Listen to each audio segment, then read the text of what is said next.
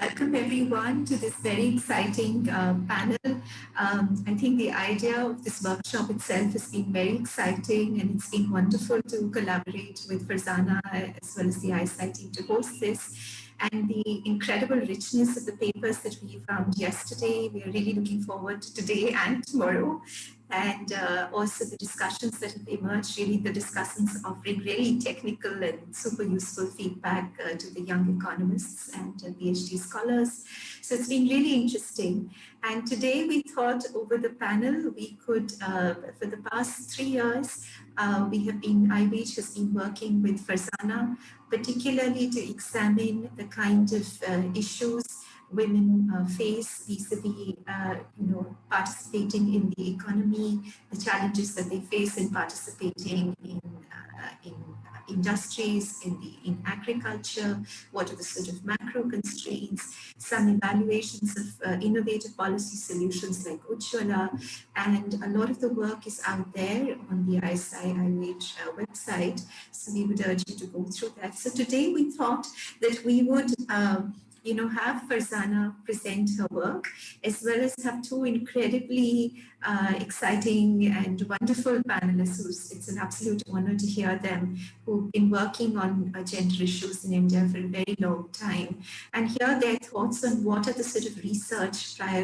priorities going forward, particularly in a year which has seen tremendous challenges for gender issues. So I'll just quickly introduce everyone, and then I thought, Farzana, maybe you could give a brief overview of the IWWAGE work, and then maybe we'll open up the panel where I could just ask a round of questions to the three of you. So basically, to give you a brief overview of our exciting panelists, Farzana is an associate professor in the Economics and Planning Unit of the Indian Statistical Institute. She's also the lead academic of the International Growth Center's India program and a research fellow at the IZA at Bonn. Her research interests lie at the intersection of development and labor economists, and she works on issues of gender and social identity, human capital, and governance. Yamini is a senior program officer for gender equality, Yamini Atmavilas, at the India Country Office of the Bill and Melinda Gates Foundation. And she leads the foundation's work, particularly on women's economic empowerment and its strategy, building gender data and evidence to foster gender transformative policies. Yamini's career has spanned more than 18 years with a focus in evaluation, research, and capacity building, including on gender health, education, and economic development. She has a PhD in women's studies from Emory University. And then last but not the least, we have Ashwini Deshpande, who's a professor of economics at Ashoka University. Prior to this, she was at the Delhi School of Economics, and she's been working on economics of discrimination, affirmative action issues with a focus on caste and gender in India, as well as on aspects of the Chinese economy. She has published extensively in leading scholarly journals and has edited several books. And Ashwini, I think we all know you as the person to go to on impacts of COVID on women, particularly on the fascinating work that you've done with the CMI data, as well as on measurement issues. So really incredibly excited to have you all, and also Yamini for pulling you out of hibernation after nearly a year. So Farzana, over to you, just to give a presentation of the work that was done as a part of this partnership.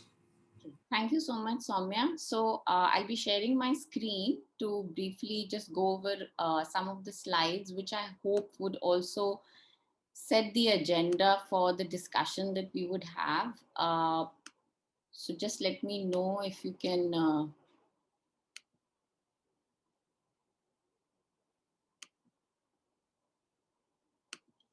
So can everybody see the screen? Yeah, okay. So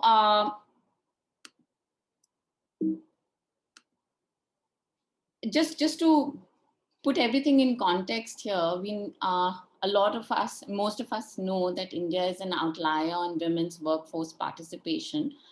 So if you look at this graph here on the left-hand side, which is looking at the correlations between the female labor force participation rates and GDP per capita categorized by low income, middle income, and high income countries, basically what we observe is a sort of a U-shaped relationship, with low income countries having relatively higher labor force participation rates, and then it tends to decline and then go up again with high income countries. So now where does India stand when we look at this relationship? So India is an outlier in the sense that it doesn't lie on this fitted line.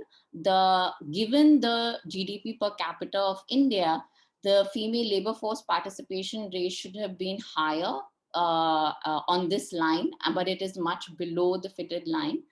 If you wanted to look in terms of, what is the relationship between women's labor force participation rate and women with, given their levels of education, so proportions of women with more than at least lower secondary education levels, again classifying it by low income, middle income, and high income countries, we see again a similar relationship. And India here again is an outlier. So given the level of education, or the proportion of women with more than lower secondary level of education in India, the labor force participation rate is below this line. So it should be higher than what it is. So, so we understand that what we observe in terms of women's workforce participation in India is low, not just in terms of levels relative to where it should be, in terms of other middle income or lower middle income countries. So that's something that many of us are aware of in terms of levels. What we also now understand very clearly is that the trends have also been moving towards further lowering of women's labor force participation. And this seems to be particularly so in rural areas, where the level has been higher traditionally over the past few decades. Though we see a decline in the rural areas, whereas in the urban areas, there's been stagnancy in the low levels of labor force participation that we observe. And interestingly, the demographic group in which this trend of decreasing labor force participation is more apparent is in the currently married women in rural areas. When we look at data from the NSS going from 1987 to 2011, and if you look at the PLFS as well now, we'll see somewhat similar trends in terms of decline.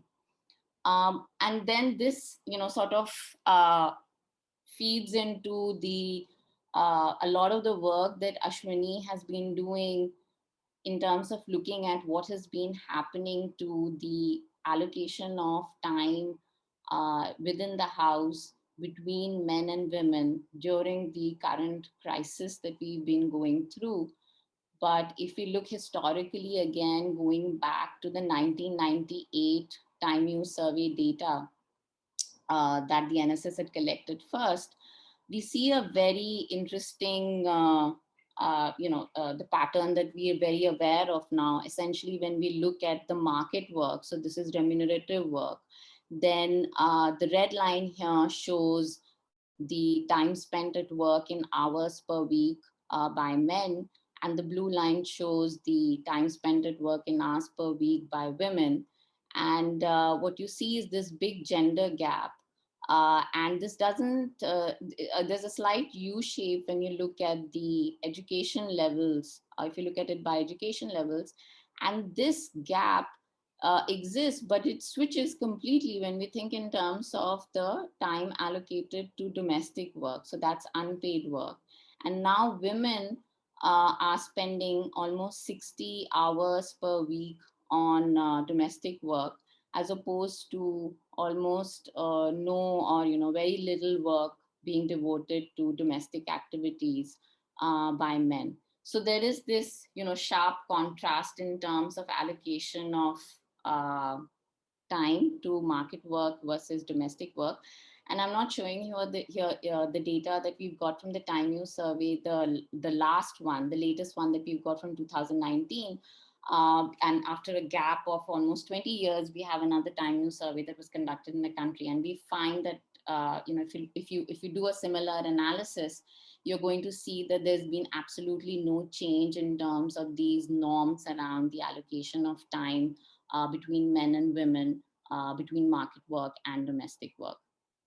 So, so all of this work that I'm discussing right now, as you can see, I'm giving references below these graphs, are coming from the support that we have got from the IWWAGE in terms of the work that we've been doing in understanding the constraints that women face and the ways in which we can alleviate those constraints. So I wanted to sort of bring this into a more cohesive, two broad strains here. So think of, what are the supply side constraints that women face in becoming engaged in the labor market economically. And then I'm going to talk about the demand side constraints and then try to fit in the work that we've been doing over the last 3 years into these two compartments, but also to delve deeper into particular sectors also. And I think that would also speak to some of the work that we'll be seeing, the papers we'll be seeing later presented in the workshop. So on the supply side constraints, I think we know that we are very much aware of these cultural norms which underlie this traditional role of men and women. We understand that there's non-substitutability or very low substitutability between men's and women's labor in domestic production activities because of this social norm, which makes the elasticity of women's market work much higher relative to men's, in the sense that, when market wages move around a lot, then women's response to that in terms of their labor supply is much higher than it is for men. And also the issue of, what kinds of jobs are appropriate for women in terms of what men or husbands or male members of the family might think as appropriate work. And I will, discuss that further also when I talk about certain demand side factors. And the second thing is constraints around women's mobility and safety concerns, which are also supply side factors, which we haven't focused on so much in terms of the work that we've been doing at the ISI. But the paper that, we've done some work, which is looking at how these norms essentially constrain women, even at higher levels of education, to engage in the market through some theoretical models and calibrations using the NSS data. So what are the ways in which we could ease the supply side constraints? So one of the things that we worked on, for instance, is what Soumya was referring to here was the PMUI or the Ujjwala program, which is increasing the access of households to LPG for cooking, particularly in rural India. So we've run a randomized controlled trial where we've aimed to raise awareness about using LPG for cooking in the sense of how it would reduce inhalation of indoor smoke. And that has beneficial effects, not just on the women in the family, but also on the entire household. But more importantly, we collected very detailed time use data here, so 24-hour recall, to try to understand what is this, when women face or use home production technologies, which require a lot of time or more time is devoted as a result to domestic work. So what we find in preliminary analysis that we're doing using the time use data is that having an LPG connection, so basically using gas for cooking, is seen to be associated with less time spent on household chores, cooking, and fuel collection, which again, fuel collection in rural areas, a significant amount of time is spent by women on that. Regular usage of LPG for cooking is associated with more leisure time for women in better off households, whereas women in the poorer households tend to use that time then for more income generating activities, which may be both paid work or it could be engaging on the farm within the household. so that's one side of, the issues that we've been looking at in terms of the social norms and in terms of how addressing the technology issue, given that these norms are essentially very sticky and they take a tremendous amount of effort, and there's very little room for policy there to be able to change those norms. They take much longer, they're much less malleable. What can we do to ease the time that women are spending on home production activity? Now, when we look at the demand side constraints, I think one of the things that is probably not very well appreciated is the fact that women typically face much lower labor market returns relative to men. And we know that women's educational attainment in India has been increasing and the gender gap in educational attainment has been falling. What we also should realize and understand is that the productivity of women would increase at home in terms of the home production activity, in terms of the investments that they're making in their children, in engaging with their education, in their health, is also going to improve. And so from an economist perspective, what we want to weigh is the returns that you get in the labor market, which is the wages that you would get if you were working, relative to what the returns there would be if you were engaged in work at home, in terms of, in the investments that you're making in your children, the future returns. So it's not the immediate returns, you're looking at the longer term returns as well. So when we use the NSS time use survey, and we were looking, we are modeling this and trying to understand why is it that women at higher levels of education also show such little active participation in the labor market. So what you see over here is that home productivity increases dramatically when you're at higher levels of education, but the market wages don't keep up with that. So there's this big gap that you observe. And when you do compare the returns, the relative returns that you would get from engaging in the market as opposed to staying back at home, it seems very clear from this picture that even at high levels of education, given those lower labor market returns, women may not have an incentive to engage in remunerative work. That's just broadly speaking in terms of labor market returns. But when we look at, again, structural changes, so for example, there's another set of work that we've been doing looking at farm mechanization.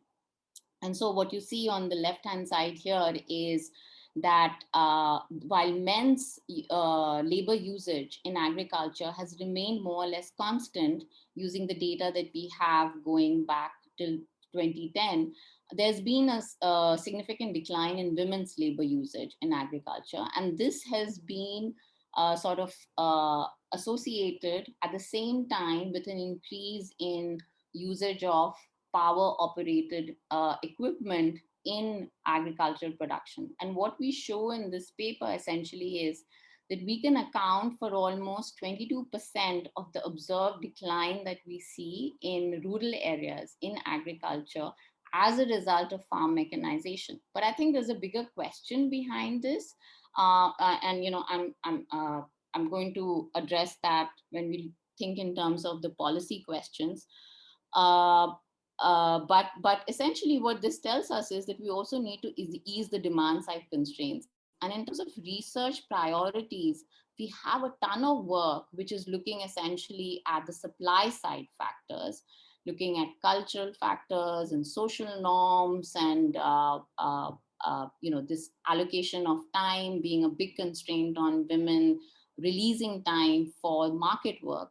But there is much less work on the demand side constraints and the demand side factors which limit women's engagement in the economy.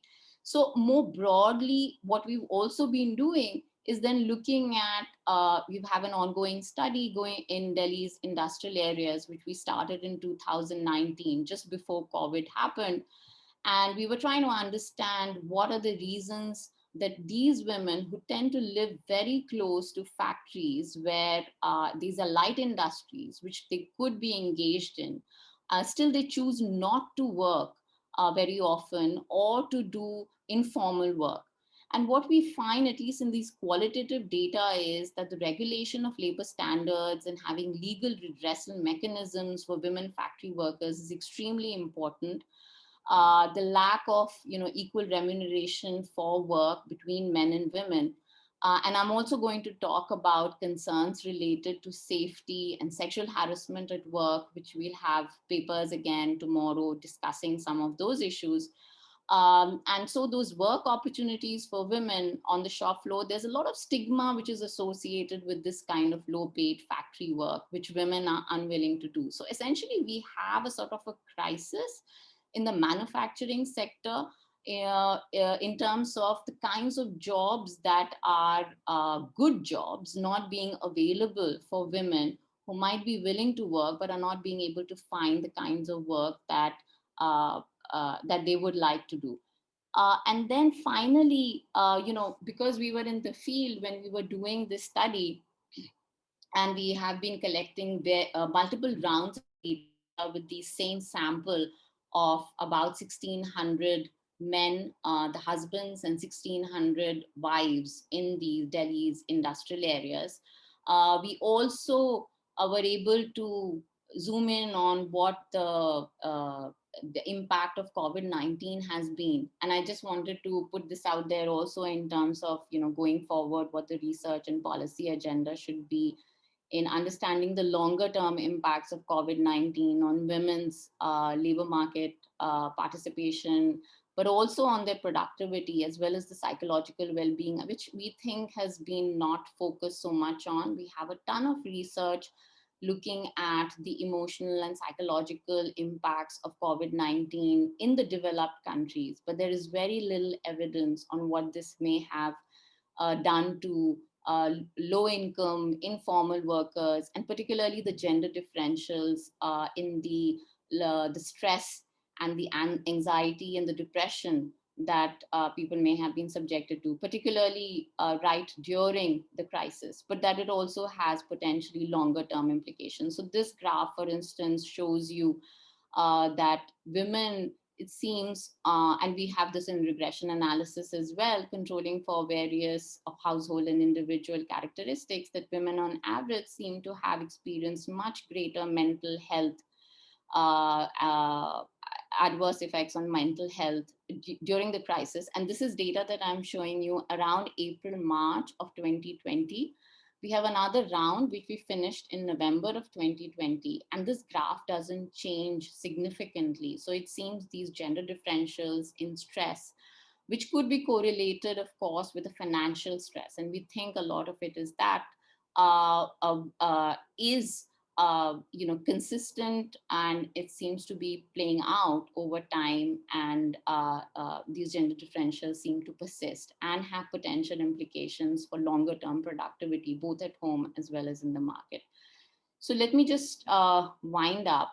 And hopefully then we'll have questions and so on in the panel. So the constraints women face tend to exist both on demand and supply side, and through these various projects that we've been undertaking, we're trying to address issues on both these ends.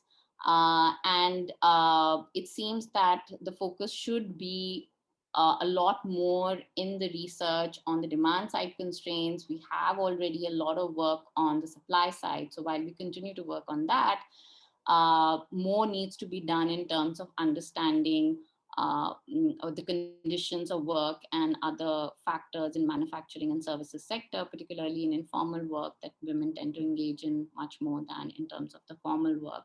And then looking at going forward, which I'm sure Ashwini is going to talk about, the gender effects of COVID-19. So I'm going to stop there. Thanks so much, Farzana. This is really helpful and really summarized well all the exciting work that you have led. I'm just going to turn over to Ashwini now. And the idea was basically, to have opinions both from you, Ashwini, as well as Yamini. Essentially, and also selfishly, since IWWAGE is a gender research organization, we've been engaging with you, with Farzana on many of these issues. What should be the next steps in terms of the priorities, both for research as well as for testing some policy solutions? But first, Farzana ended that presentation on the impact of COVID. Everyone acknowledges that the past year has had disproportionate impacts on women. But which impacts, according to you, may be the most long-term sustaining, damaging, and how do you think we should be uncovering these impacts? Thanks, Soumya. First of all, I'd like to congratulate Farzana and Soumya and IWAGE for a very productive partnership. The papers that have come out of this project have been very exciting. They've pushed the frontiers of knowledge, and Farzana and her co-authors and all the authors actually of the papers have done just incredible work in terms of adding to our understanding of what the issues are with women's work and with women's labor market participation. So congratulations there. On the question of COVID, Farzana has talked about it. I've also written about it, and as have many others. The biggest issue to my mind is the labor market impact. But I will, so the point is that uh, for women's work in developing countries, and particularly in countries like India, the graph that Farzana showed in the beginning, that's absolutely right, which is that given its level of GDP, India's labor force participation rate is much lower than countries at corresponding levels of GDP. But in countries like India, women's participation in economic work is often in the form of working on family enterprises, which could be agricultural or non agricultural family enterprises. Now, these enterprises would run on the backs of family labor, including women's labor, and they would not succeed to the extent that they do without this labor. But this labor is A, unpaid, B, unrecognized. So, women who, I'm not talking about care work or domestic work, I'm talking about women who do economic work. These women are not recognized as workers. This was a problem pre COVID, but I think the question of measurement of women's work, in some sense, has also been highlighted by COVID. So, for example, there are the only data set that has been giving us sort of updated evidence on the impact of COVID has been the CMIE data set, and some of us have access to it. And I have a paper which has had now three rounds, and I'm going to stop now. But basically, every 3 months, we've seen using CMI data what happened to women's employment. Now, CMI has a very restrictive definition of employment. And based on that, what you find is actually the story that comes out is that women have dropped out of the labor force because according to the CMI definition, they are not counted as employed and not as unemployed either, right? So they basically show up as out of the labor force. Yesterday, I looked at the periodic labor force survey last quarter data, which is for April to June 2020 for urban India from NSS. And if you look at April to June 2020, which is the first period for corresponding to the CMI data, you don't actually find a decline in labor force participation rate. What you find is an increase in unemployment. So female unemployment has gone up. And the areas where this is only for urban, this particular report, and the areas where you see an increase in unemployment is A, own account and employer.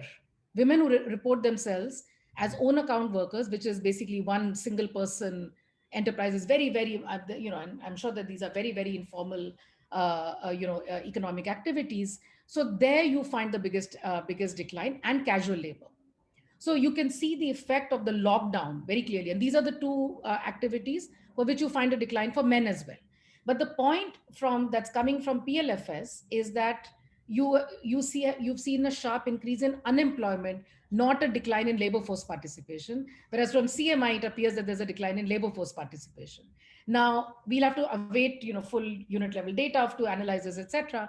But my point now is that regardless of whether women are sort of permanently dropping out or they are unemployed and therefore in CMI data they show up as out of the labor force, either way, the pre-existing gender gaps in labor force participation rates and employment have been exacerbated by COVID.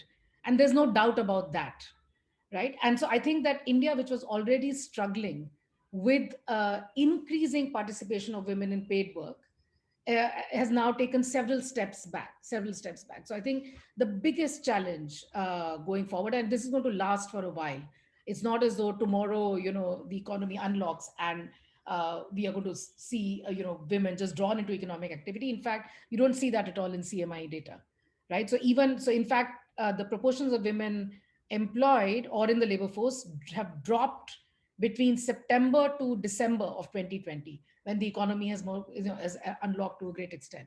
So I think that in terms of gender gaps in paid work, gender gaps in labor force participation or not, we leave that debate for the time being. But no matter what, the gender gaps in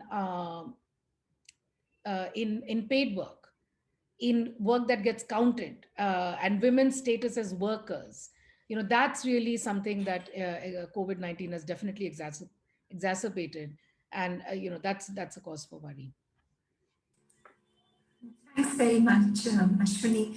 Yamini, BMGF has also been writing quite a bit about, other sort of long-term sustaining impacts that COVID has had. Particularly, we knew in India the unpaid care work burden is immensely high, as Farzana was showing in the graph. It completely reverses vis-a-vis men, and it seems to have, of course, disproportionately increased more so after COVID.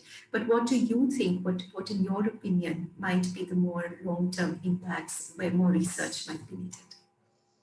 Um, yeah, I mean, it's a little hard to add to what Farzana and Ashwini have already detailed out, but let me just go a little bit outside of the labor force question itself, while still maintaining that, some of these issues do have implications for women's work and work access and work participation.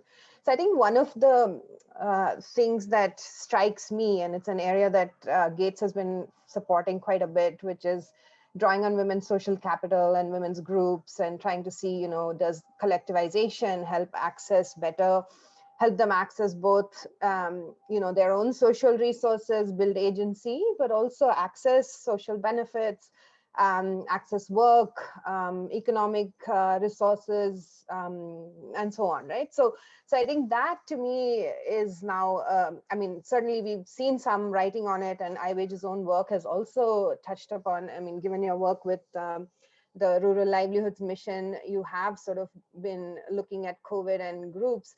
But I think this is an area where we can take a broader, more interdisciplinary approach, like, in my bias of sociology, anthropology sort of comes in and ties nicely with the economics of it, which is, as you try to understand how women traverse these worlds, and, where we had this, women's collectivization held promise, even the state supported programs held a great promise of bringing women out, providing mobility, providing financial resources, and so on. So how do you, what has happened to that? And does that really, does that affect both their ability to access social benefits, but also just their own confidence, agency, and so on? So I think this broad question of social capital and, how has COVID affected that, given the lockdowns and social distancing and so on, and therefore, what happens to that? So I think that to me is one. A second big question is on health, right? And so I think some of, obviously, it's an issue that is on our minds, both in terms of care seeking, but also women's access to reproductive health resources, nutrition, of course, in India now is a big, is very much on the front burner as we sort of sit to, ponder NFHS data. But I think this question of, what's happening with women's health seeking and what's just overall, COVID and health, of course, but beyond that, other sorts of concerns about health seeking, nutritional access, and so on, like what is happening there, given, as Ashwini talked about, the fact that COVID has exacerbated existing inequalities, and potentially layered on new ones. How do we understand this? What that impact is. And maybe a third one, I'll just sort of just limit myself because I know you have other questions as well, and then we want a broader discussion.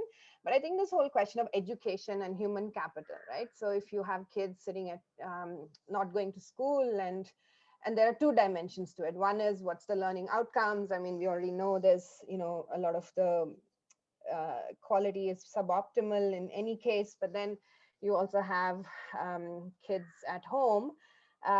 What is happening in terms of early, middle, all the different stages, what's happening with the learning outcomes, and is this year a write-off? I mean, or is there something that one can actually redeem from it? And are there interesting stories that one can get out of it, right? It's also not that it's only the negative things, but I think there is a real concern around what happens with education, and certainly implications for women in terms of, and grandparents and whoever's sitting and actually doing those online classes. But but I think even for the kids, like what's happening with human capital formation. And I think relatedly, I mean, so much is made of adolescent girls and school attendance, secondary schooling as this, you know, I mean, a really important intervention to that has so many positive multipliers in terms of agency, but also, you know, delaying marriage, delaying childbearing, and so on. So, you know, what happened with adolescent girls in, you know, in this year, I mean,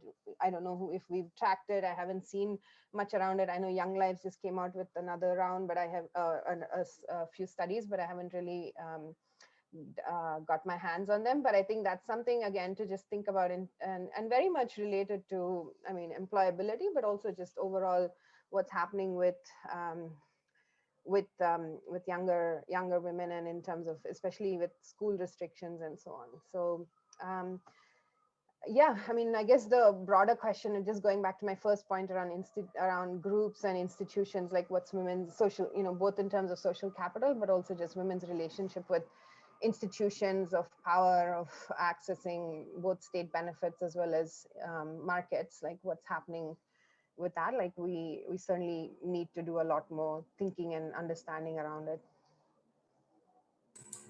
Thanks very much, Yamini. So I'm just going to go back with the second round and include Farzana in, and then leave some time for questions. So these are the sort of COVID-related impacts which one could probably unpack through more detailed research. But of course, there's a larger issue around gender research in India as well. For example, Ashwini, you spoke about measurement issues. We also know that, you know, there are other issues, particularly in terms of the sectors that women are participating in, the whole issue of formal versus informal. So, and then there is, of course, research around testing policy interventions, which can help women overcome these barriers, like Farzana did with the Ujjwala, you know, program evaluation. What should be the priorities in terms of, you know, overall sort of research that should be coming out now, irrespective, of course, of COVID? Ashwini? Yeah, thanks, Soumya. So, yeah, the measurement issue is important to the extent of recognizing women's status as workers, but I think we need to go beyond that, because even if you in the end get your measurement right and you start counting them, in terms of economic empowerment, as long as women are unpaid, you know, even if they're recognized as workers, there's not, it's not going to really strengthen. So I think the measurement issue is important, but for going forward, for converting, first achieving women's a greater entry of women into paid work, that's one. And secondly, then the link between paid work and empowerment, that's the second piece. And you know, the reason in terms of research, I really feel that, I know there's a lot of discussion of stigma and sexual violence and all that, and of course all of those issues are important. There's no doubt that sexual violence is a very, very critical issue that affects, there's sexual harassment at the workplace, there's sexual harassment on the way to the workplace, but importantly, there's sexual harassment at home as well. There's domestic violence at home as well, right? So the point is that sexual harassment or domestic violence, violence against women, let's put it that way, violence against women takes place in the home, on the street, and at work, pretty much everywhere, right? And so if we focus exclusively on violence against women, then in a way the situation looks hopeless. because there is really no terrain where there is no violence against women.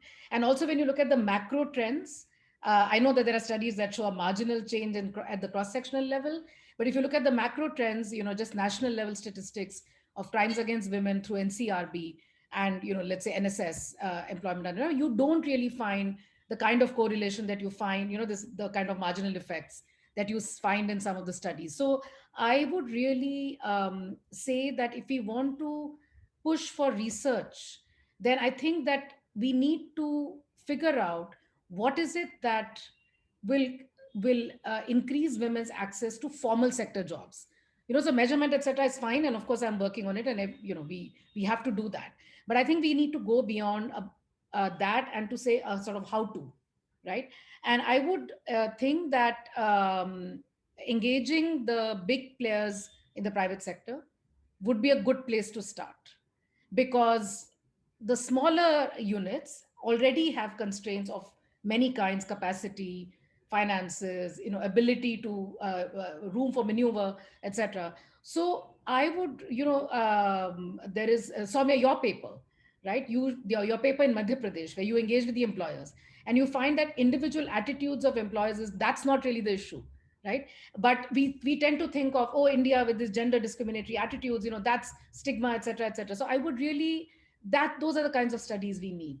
So I would say that engage with private sector big players first. Let them be industry leaders, because if you engage with the smaller players, and I believe, Farzana, in your study about the Delhi, those units that you talk about, but these are tiny units, so we have to really figure out, why is it that women are not going there? There must be terrible conditions of work there, if I know anything about these units at all, right? And so I think that if we want to increase women's representation in paid work, we have to start with the industry players. And I think there is a case to be made for good business practices where the bottom line includes gender equality. And there are trends, ILO has it. Firms in the United States, they have to report on the gender diversity of their workforce. So it's not as though India would be the first country in the world to start that conversation. And I think the way forward is the private sector. We can of course lobby with the government. The government must change various laws and etc., etc. But I think the private sector, Devaki Jain, who was one of the pioneers of, counting women's work correctly, engaging with the planning commission, she had once told me that she had this idea in the rural areas of building like a community center which connects a few villages, which would have a childcare facility, a marketplace where women can come and sell their products, and women who go to factories to work. So it's sort of a hub where you come there, which is close to your village, and then there's a shop where you can buy things on the way back, etc. So, I mean, obviously she had not operationalized the whole thing, but things like that, community centers that enable women's participation in paid work. And here I'm talking not just about traditional, because when you talk about skilling women in the rural areas, it's all about beauty parlors and tailors, stitching. Women can do much more than run beauty parlors and stitch clothes. And besides, how many beauty parlors can a village accommodate, right? And so I think we need to think of women not as in very traditional roles, which are sort of feminine roles, but think of women as citizens with intelligence and agency, just as the men have. There was a question here in the chat about education, and that is a problem, which is that women's education levels are increasing, but in terms of employment, we are stuck in some sort of traditional way of thinking about the opportunities for women are not commensurate with the increase in the education level. And this is a problem both in rural as well as in urban areas, right? Why is it that the skilling programs don't have that much retention? Because by the time women get skilled, that's the time also that they have to get married. Now, so where is the job available? Who are they going to marry? What is the possibility for them to access a particular job that they learned on the skilling program? And Soumya and I were just at another panel discussion where this was getting discussed. So I think that we need to think of women's work not in isolation, but think of women's work in an overall social context, which has a legal framework of equality in law and equality in fact. So there's an anti-discrimination framework that will also tackle sexual harassment, that will also regard women as equal citizens, choice in terms of what to wear, who to marry, what to eat. All of these things are related. You cannot have equality in the labor market if there's inequality in other aspects of society, right? Labor markets are not an isolated institution in any country, right? And so I think that we need to think of women's empowerment in many different spheres, of which labor markets are only one part. And labor markets can only be as good as our other institutional frameworks, which are rooted in law, which are rooted in choice, agency, etc. So I think many pieces need to come together, and that doesn't mean that it's an impossible task at all. We have many examples in the world of countries having made this successful transition. So I think it's not at all impossible, but I think that it just needs a mindset which will say, okay, women need to work, but they need good jobs. We need an equality framework. We need anti-discrimination. We need anti-sexual harassment. All of these are pieces in the puzzle that will enable, this thing of that Farzana talked about. If you don't get paid, if women are not getting equal pay for equal work, or if they're not getting paid at all, period, where do they go to? Who do they go to? So things like that. So all of it, I think, has to be a part of, and there is the scope for research on each of these aspects. I don't think we have enough research on many of these dimensions. So much, Ashwini. Farzana, you also mentioned, like Ashwini was saying, probably more studies on the demand side. Where do you see the scope of research expanding there? I'll just summarize, I think, what Ashwini is saying more broadly. I think from the perspective of the need for the manufacturing sector to see some resurgence, so to speak. So if you look at Bangladesh, for example, I was just reading today the article in New York Times where the article was talking actually about the poor in the US,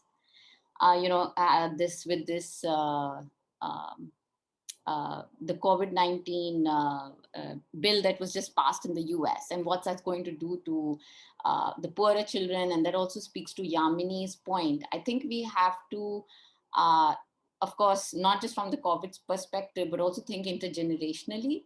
So when we're making investments in education and health, which will definitely get dramatically affected as a result of COVID-19, but also given that we've observed that there's been increased investments in women's education without commensurate improvements in the opportunities that they have, we have a lot to learn, for instance, from Bangladesh.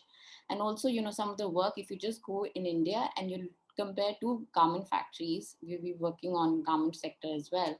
And you look at one factory where, which is an export factory following world standards, in terms of meeting labor standards, as opposed to factory which caters to the domestic market and does not need to meet such high levels of labor standards. The levels of participation of women is vastly different. You have 80% of the workforce in the export-oriented industry being women, whereas in the domestic-oriented one, it's only 60%. It's still high, but it's much lower than what it could be. So I think that speaks one to what Ashwini is talking about in terms of expanding opportunities in the manufacturing sector, good jobs, decent jobs with good pay, equal pay, as well as meeting global labor standards where women can work side by side with men. I think that's the number one priority, and that talks to the demand side factor. And then again, what Ashwini was talking about creating communities. So I just wanted to give an example more in the sense of virtual communities rather than physical communities. So you have a lot of services now which are like matching portals for matching employers with employees. So we were actually trying to do that in the industrial areas in Delhi, where you have these app-based service providers where you put up what kind of jobs you want, the preferences, the area within which you want to work, how far you want to go, what's your education attainment, and it matches you with employers.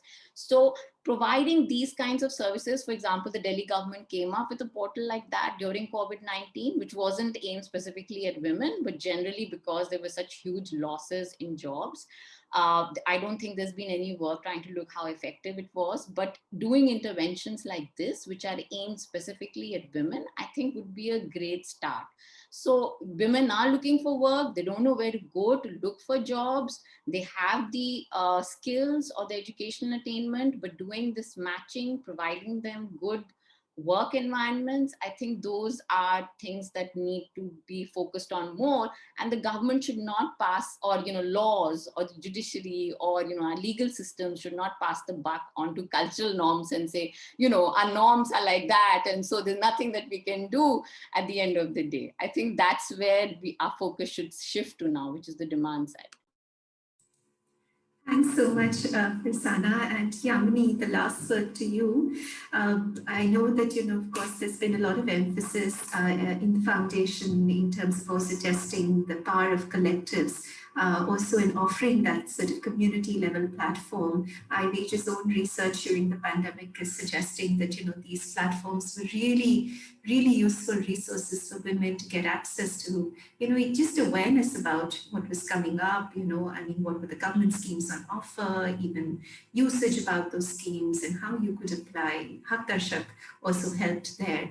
But what do you think in terms of policy solutions? Because I know BMGF also lays some emphasis in testing what really is working, what models seem to be working. Where do you think what should be the priorities going forward? Sorry. Well, it's hard to sort of take a very blanket approach on, new things in terms of policy, because there's so much that's already happening and being tested. And certainly, both the Manrega program, there are so many innovations already in India. So I would say maybe, there are some interesting initiatives now with urban Manrega and sort of urban jobs, and trying to see, how do you provide some sort of work guarantee programs that are relevant to the urban poor, both, becoming more salient in the COVID context, but also something that, just given our rapid urbanization and the expanding of the sector, I think that to me, things like that to me just, seem really promising. A second one, which Farzana mentioned, is on, I think this whole digital platform matching labor portals and so on, and sort of drawing the thread from Ashwini in terms of bringing in big private players. I do think that, it's not a pure policy solution as in something that's only driven by government, but I do think you need a pretty strong multi-sectoral sort of effort to really see how do you onboard, how do you create good opportunities, but also how do you onboard women to be able to take those opportunities, and then of course have that bridge where there is access, right? So there's like almost 3 different things that we need to work on. There's a lot of work happening on, cash transfers and testing them, and social benefits programs. Ujjwala, I think there's enough policy innovations that are currently being assessed. I would say maybe let's assess them more and almost ask second generation questions, right? You have such rich data, especially around Ujjwala. Just to take that program, because we talked about it earlier, can we disaggregate more and see who's actually benefiting from it? And if there is a certain subsection that's getting those refills with all of the barriers that we know exist, is that making a difference? And, what else is happening? What other factors need to be in place for a program like that to work for women, especially from, an unpaid work, reducing unpaid work or releasing women's time perspective. Similarly, I think, migration to me is, it's something that for a long time I have wanted to work on it and never quite managed to, but I just think, I do think that thinking about, we sort of think of migrant worker programs and, you have the DDU GKY program, which many researchers have worked on, but it remains still, a program with a lot of promise, but not quite the kind of impact that was envisioned. So I think something like, what else needs to be done to actually strengthen that program, or are there other models that one should be really looking at if we're thinking about migrant worker programs, and putting aside the sort of I guess, the normative aspects of it, but certainly I think research on women's mobility and norms, is really critical, especially when it comes to this.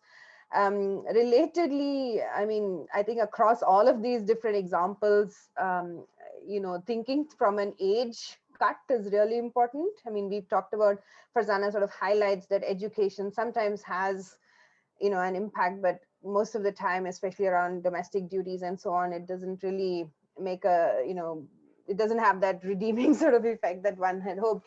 But I think the question really is, as women's aspirations and youth aspirations grow, are we really thinking about solutions and opportunities that can meet those aspirations? I mean, a year ago, we had these conversations around rural unemployed, educated unemployed, who are just not wanting to take up those opportunities that are currently available in rural areas. Can we take this sort of, this, I guess, re-galvanize our efforts and really think about what is it that could take into account preferences of women, preferences of younger women and younger men in terms of work opportunities, and how can we design keeping in view those preferences. And certainly technology, language like English, I mean, all of those things matter, but I don't think we've really sat and thought through how do we design programs that can take those preferences into account. I mean, we sort of have these aha moments and say, oh, they want to speak English, they want to move to urban areas. But yes, how do we enable those so that it actually has positive impact on both their own incomes, but also just overall their status and their own, experience of meaningful agency. I think just taking forward also known, questions that we've been working on, and a lot of you have been working on, which is on this question about part-time work, again, related to preferences, but part-time work, flexible work, school-based employability programs. A lot of those mustn't be forgotten, because there was some very, very interesting research and very, very interesting policy testing. Again, the Delhi government, I think, scaled this in Delhi schools. I mean, just going back and seeing what's happening there, can we take those forward in meaningful ways? And, can we really, can they really have a strong impact on both economic as well as social outcomes for women? Finally, I think this question of gender norms, we always sort of end up with, what do we do? And I mean, it seems like a rich moment to see what has COVID actually, I mean, has it, are there positive outliers? Has it sort of, only furthered regressive norms, or have there, have certain shifts happened, as they do in sort of these catastrophic events that seem to change gender arrangements? I mean, it's more of an inductive sort of question, but I think really thinking through, is it, again, are there legislation or, like Ashwini said, like big, broad, brush of a pen sort of things that one could think of that could bring that kind of change? Or is there more, do we need to really think through more incrementally in terms of what shifts norms? So let me stop there. Great. I think we just have Farzana. So we start in the next 5 minutes.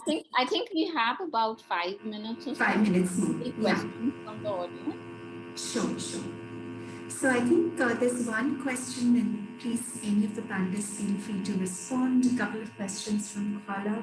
I think the first is, do you think that there's this whole literature also on early marriage and female seclusion because of that from opportunities? So are we really, I mean, does this new research that we're talking about, should we be looking actually at the demand side, where really the constraints are coming from the reproductive labor, the supply side, and that being the reality for girls, particularly in rural areas? I think the second question also from Kala, and I'm just going to combine that Farzana was directed at you, which is on women's reluctance to take up jobs, particularly in industrial areas. And does that contradict with the observation that states with industries that employ women, like garment industries in Karnataka and Maharashtra, do in fact see higher women's workforce participation? So is it that women do they respond to labor demand from industry, and how does that contrast with the experience? I think somebody has to take the first question. Yamini, you want to take it on reproductive health, or Ashwini and I can answer the second one? Reproductive health, I think Yamini is the best person to answer. Yamini. Yamini, you're on mute. Mute. Oh, sorry. I was just saying, I'm not sure why I'm the best person to answer it. Better than us. But I mean, I guess is the question like, what has a more regressive impact on, is it more demand side, demand for women's work, or is it constraints or demand? And I think, I mean, how do you treat scholarship? I mean, you have to take on these issues, right? And really try to understand what are those constraints. And so, I mean, if you look at like very, very big picture trends, I mean, there's the relationship between control over fertility, contraceptive use, and women's economic empowerment is sort of bidirectional. So you have evidence both showing causality or not showing causality in either way, and sometimes showing causality in both directions.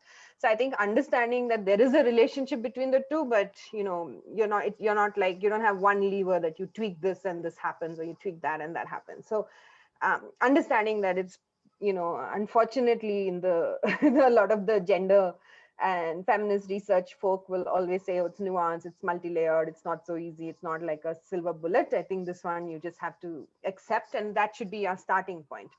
Now, having said that, I think there's a rich area of work one could build. So to really try and understand what's the relationship between age, contraceptive use, access, control over fertility. And Bangladesh tells you about microfinance, taking 20, 30 years of BIDS data, and trying to see, and showing that there is a real relationship, between women's agency, both economic and financial agency that, those microfinance programs gave them, and its impact, or maybe its facilitation through greater control over fertility, family decision making, and so on. So I think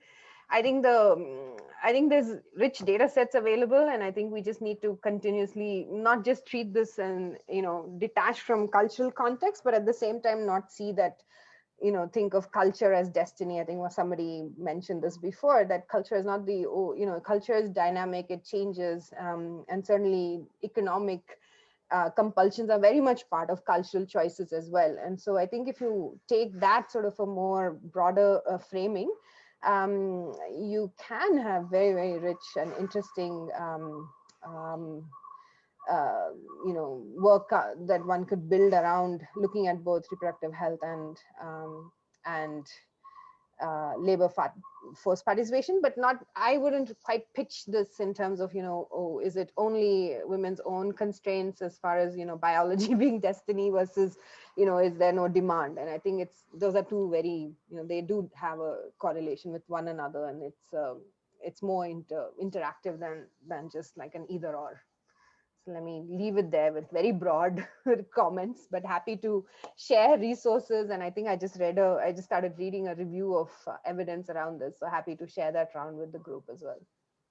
I'll just quickly answer the question on the South versus the North. So I think there is differences in cultural norms around, we know that historically there's higher labor force participation in the South relative to the North. But I think even holding those norms constant, if you look again, I will draw attention to the labor standards in the factories in the South. So even if you just look at one particular industry, for example, garments, you will see that the work facilities and the standards which are being followed, because many of these, for instance, might be following global practices and they're export oriented, as opposed to the kinds of factories that I was talking about, which are all domestic oriented factories, which with very poor work conditions that Ashwini also mentioned. And I think that we have to look at both of these together, as I said, the supply side as well as the demand side constraints. Yeah, can I just finally, this mention of Alice Evans's comments, and she's very active on Twitter, and every day she posts these what she thinks are stylized facts. A lot of those facts have been questioned in the literature. I mean, one needs a full-time person to reply to all those tweets, and I can't. But the north-south difference that she's talking about today, it's from the 70s. So things have changed. It's not so stark in terms of the north-south as, in fact, in the sex ratio, for example, in the south have worsened over time, and in the north have slightly improved. So so I think as far as Alice Evans's tweets on Twitter are concerned, today she put up this big thing on East Asia versus South Asia. Again, you need a full-time, answering those tweets is a full-time job. But all I will say is that things can often be more nuanced, and not, in fact, not just not more nuanced, but also not quite what get tweeted. So I think that we just need to build a body of scholarship. And I agree with Yamini and Farzana that you can't have there aren't such clear norm differences, and norms change. I mean, even in Europe, till the Second World War, you think the Europe we see today, the norms that we see in Europe today existed for hundreds of years? No. They started changing. Women's participation in the labor force in Europe started increasing only after the Second World War, which is not hundreds of years ago. So what we see today as just commonplace are in fact pretty recent norms. So India is not the only country that has social norms. All countries have social norms, and often it's when women participate in the labor force, then norms start to change. It's not the other way. You can't wait for fertility to, or various decision making abilities or empowerment indicators change after women join the labor force. And in fact, today when you see discussions within the developed country feminist movements, you realize that even though women are definitely economically more empowered than Indian women are on average, many of the issues that we think of as peculiar to India, they are not so different. The conversations are not that different in terms of spousal inequality, in terms of workplace equality, in terms of equal wages, in terms of gender discrimination, in terms of transportation problems, childcare problems. They just take a slightly different form. But I think that, those issues are also equally important there. So, let's not get so carried away by the social norm story to think of India as this some, unique country that has never before existed in history, nor will never after exist. Social norms are everywhere, and they change everywhere, including in India. Whether they change for the better or for the worse, that's something for us to worry about today in India. But my point is that they change, and they will change in India as well. So I think we need to have a little perspective on the social norms discussion. Yeah. Soumya, are you there?